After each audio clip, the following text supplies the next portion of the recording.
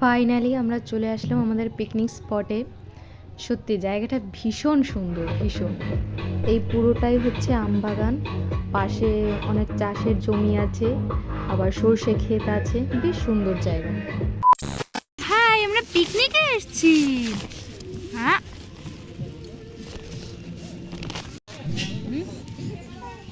এইটা ডাকছিস?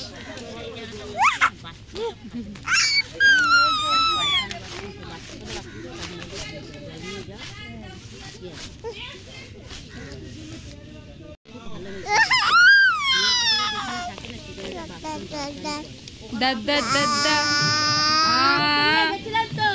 গান করো, গান করো।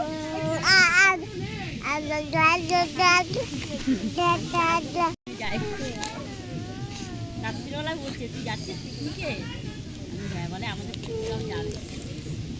ওদের তুলে রাখলাম, কেটে নিও, এখন কেটো না। হ্যাঁ, ধুয়ে নিয়ে তাহলে শসাগুলো ভালো হয় না। খেয়েই যাচ্ছে। মা মেয়ে মিলে সব জায়গা ঘুরে দেখা হয়ে গেছে। অর্ণাকে তার পুকুর কাছে দিয়ে আমি আর অর্ণার বাবা চললাম ঘুরু ঘুরু করতে। সামনে দেখতে পাচ্ছ খুব ভিড়, ওখানে একটাই কারণ, অর্ণা ওখানে আছে। টাটা, আমরা চললাম।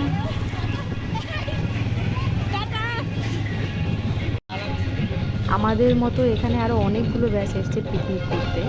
আদিবাসীদেরও একটা দল এসছে, ওরা আসছে ঠিকই একসাথে, কিন্তু ওরা আলাদা আলাদা পাত্রে নিজেদেরটা নিজেরাই রান্না করবে।